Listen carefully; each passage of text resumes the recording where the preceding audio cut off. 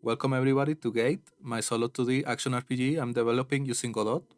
So I've been working on this game alone for 8 months now. So I'm gonna try to go over all the features I implemented so far. And even then, I'm probably not gonna be able to cover everything, so let's begin. So first off, what is Gate? So Gate is an action RPG similar to Diablo and Path of Exile, where getting better loot from killing monsters and using that loot to kill stronger monsters is the main gameplay loop. So I took inspiration from many games and I implemented ideas that I thought worked and simplified or streamlined others in order to accommodate a simpler experience that fits my skills and my constraints. So the game might not look impressive, but I focus a lot on the gameplay and the features first. Plus, I'm not an artist, so all the stuff you see that is not from the public domain or free, I made myself. Okay, so before getting into the features, I feel obligated to refer to the action RPG design pillars, referred to by Chris Wilson, one of the creators of Path of Exile, and one of my biggest inspirations to start this project. So, of course, for a solo indie game, not all those pillars will apply, like the online economy. This is a single player game, after all. Yet I find them extremely accurate when trying to explain why an action RPG works, so I'm using them as a guide to make the best game I can with the resources I got. So one of those pillars is randomly generated items. So this is the most important thing for me on an action RPG personally.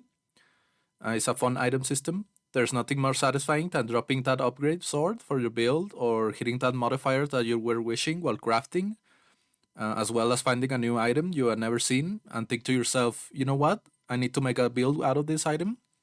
So I think this is a really fun feeling in action RPGs. So Gate currently has a stash and inventory systems, an item drop and generation system that utilizes a weighted modifier system, loot tables, customizable parameters such as increased rarity multipliers, NPC vendors and gamblers, extra mechanics that grant items and more, a crafting system which allows you to use runes and items to modify them and fine tune their modifiers, NPC rune crafters that will help you fill missing stats, as well as other random inducing systems that can make or break your items. And of course, singular items, the most rare yet unique in behavior, which enable or disable entire builds or serve as powerful endgame items. Of course, this is an ever growing list of singular items, bases, items, and modifiers. So the chances of me testing every possible combination is impossible, but that's part of the fun. The next pillar is visceral action combat. This is a crucial part, of course. I made sure that the combat felt good and simple from the beginning. I have a dynamic sound and effect system for every skill, custom effects for all skills, as well as the possibility of adding any number of monsters with unique skills and bosses. Players have access to 2 elixir slots, so they can recover health and mana during combat, as well as all monsters and players have access to movement skills, which allows them to engage or disengage combat when needed. The monsters have a simple yet fun AI. They select priority moves when able. They cycle through their skills to perform the most effective one, and they follow their targets rather well inside the dungeon. I have an animation rework to be added for the player, so this is only gonna get better. The next pillar is deep character customization. So the player has the ability to customize the character in many axes. Firstly, the player can choose skills from auras, minions, damage over time, projectile, and many other type of skills. Learning those skills is made simple using skill brands, which can be equipped or swapped out for up to 10 skills at once. A mastery system, which changes their behavior slightly, and my recently added enhancement system, which allows skills to be customized greatly, modifying their properties and even their mechanical behavior. So each skill can have a maximum of 4 slots, which can be slotted. These slots are unlocked on higher level brands, so the chances of getting more slots on higher level brands increases. There's also a new consumable which allows these slots to be unlocked regardless of the level, so you're gonna be able to maximize the number of slots onto any skill. Each enhancement can only be applied once across all skills. However, the list of enhancements, as you can see, is pretty large. and I just finished it, so this can be expanded a lot. There's also a whole skill tree divided into smaller trees to make it less intimidating and more approachable for new players, yet open enough to allow experimentation with more class specific subtrees to be added in the future, like the All Master and the Plague Spreader.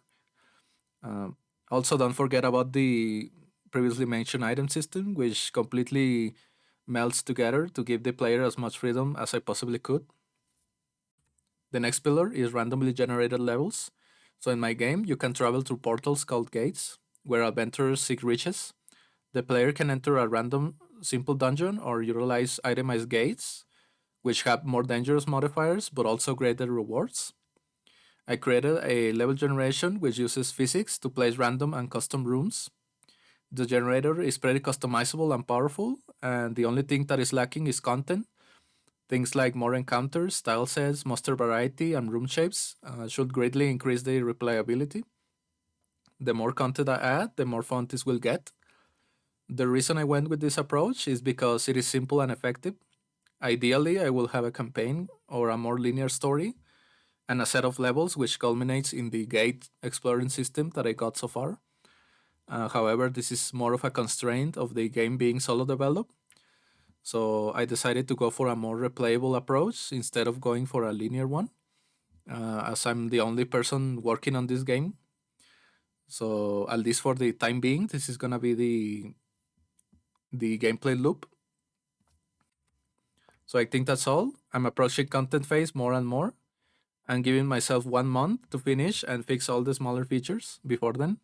So I can start with content phase, which includes items, monsters, skills, dungeons, encounters, details, UI reworks, and so much more. Thanks for watching and see you in the next update in 2 weeks. Also, if you have any feedback or ideas for content, join the Discord and you can post your item ideas, monster ideas, skill ideas, and whatnot. I'll see you in the next update and take care.